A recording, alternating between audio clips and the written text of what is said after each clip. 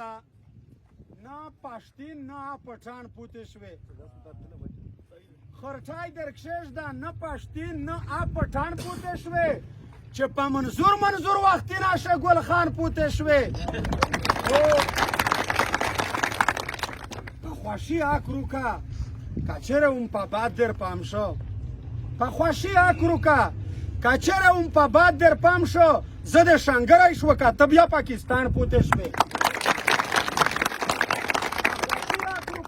چېرې مو په باد در پام شو زه د شنګری که ته بیا پاکستان پوتې شوې او مالکه خپل زامنو یې تو کابر پاکوڼې ولي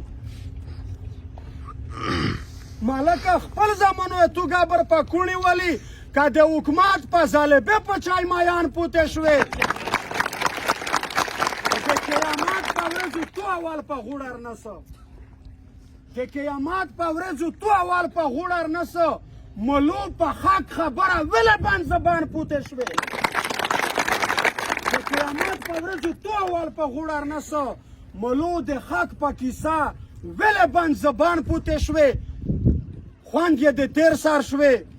جماعت انجرا دې لیټې لیټې خوند یې د تیر سر شوې جماعت انجرا دې لیټې لیټې که اسرو چګ نه شوې نو پوه شه غټ بېمان پوتې شوې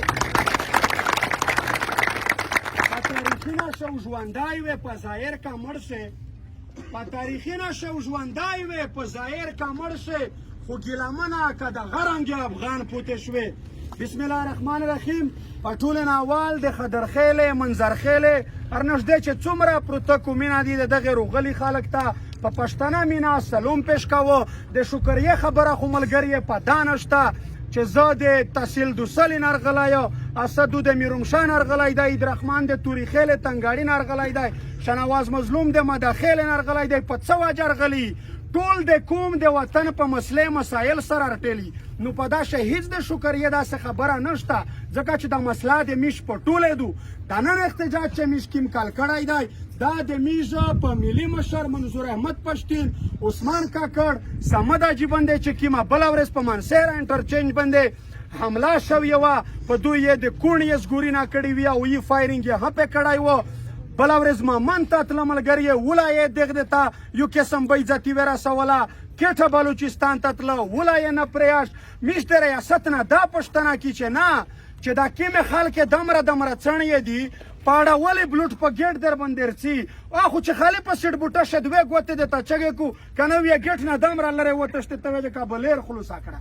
خو چې د میش د میلیونې پښتانې مشر په ګیټ در باندې درڅي بیا ته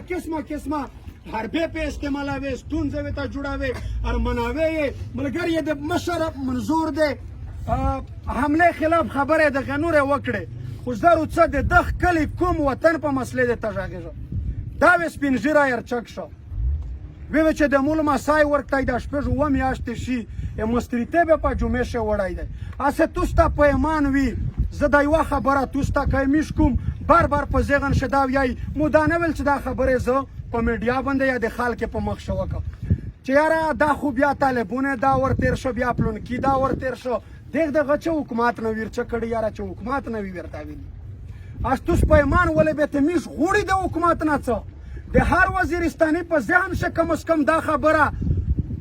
یش یدوکا یش نوی کشه یش ده چې د پاکستان د ایسای د پاکستان د فوج چې هر څوک د لولي جاسوسي وکړو دغه د پاکستان ایسای یې ثبوت سپی په مرګ وژني نو میش د خپل خوانجې مانجې شولین الدلې دي میش د خپل مشترونه پګړې د دغه مغلې په پښه شلدلې دي میشو په کیمه وجه په څه خاطر د پاکستان د ایسای یا د مای یا د فوج د پورا چار کی اسمه په دغه زوره شوی ته وجه کا چیرې مانستای نه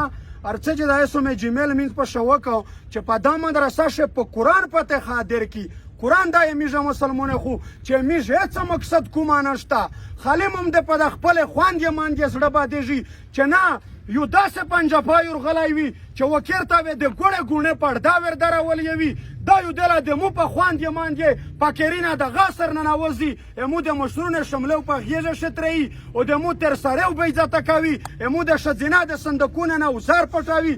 ولې میش دمره بې غیرته شوي ولې دمره بې منع شوي ولې دا په کوم ننګ نه کې واجه څه دو آیا مرگ توس نه منئ مرگ خو حق دی که چیرې میږ مسلمون یې په دا مو یقین دی چې میږ یوارې مري ولې په نه رانه مري په د دوه اویا کاله چې څومره پښتونه مړه شول زه په خپله درته وایم مو تره ملک صاحب خان یې نوم و د ټولې منطقې مشر و داسې د ده تره داسې د مو وریر داسې د مو د تره زیی مو مخته په ګیلې سره ویشول مو خواندې ماندې چغې چغې وراتې فوج په مخ شه دوی ټارګېټ کېدل ویشتل کېدل آیا د مرګ نه پوته شوي دي د میش د منطقې د لکاوې زرهاوې خلک انتخاب مشرون د مرګ نه دي خلوص شوي ډېر پیاوړی پیاوړی خلک دغه پالیسۍ شکار دی کمیش په دا پوهېږي چې مرګ حق دی کمیش په دا پوهېږي چې دا پاکستان همداس نه پر ریاست میاست نه چا وایي چې مې په پټه نشي چې چلے شل ککړ چا مو ته چې میشته چې حق نه روکاوي میش د غاز غدار شي وچتلو سازو د پاکستان دربادي ودو اینه لانډه دا خبره ده د پاکستان ریاست په یوه صورت دا نه غواړي چې پښتون د انسان غوندې ژوند تېر په دغه ملک ښه قانون دی آیین دی چې د دغه سپین ږیري لمسی یې شپږه میاشتې نه ورک دی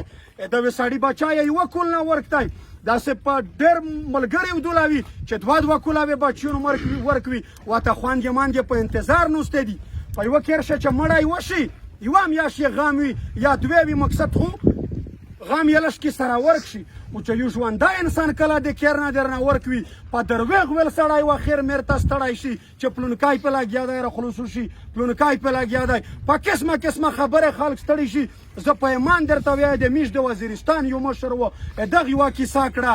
چې د مو بچی دا نه کولا شي چې ژوندی ورته د مړي د ژوندي پته یې نه لګي بیادبي ده ډېره معاف وي ډېره ده معاف وي چې مو ته منژرکې وویل چې بابا زه خو په دغه کېرشستي څرنګه وخت تیر کړو خپه کېږو مو یا خپل پلور کراوله یا مې چیرې بل ځای ته په نکاح که زه خو په دغه کېرشه داسې وخت نه شو تېروی چې مو ورته وایي چې زه خو د ورته په نکاح که خو د مو دغه ورک شوي ځای دا پته نه لګي چې مړ دی که ژوندی دی که ژوندی روغی زه څه ځواب ورکوم نو د میش په وطن داسې حالات تېر شوی دی میش دا هېڅکله نه وایي چې ټیپکر وخلی میش دا هېڅکله نه وایي چې تشدد وکړي کم از کم دا درته وایي چې په قانوني آییني لیار د دغه ملک نه د دغه ریاست نه د خپل د حق غوښتل زده کړي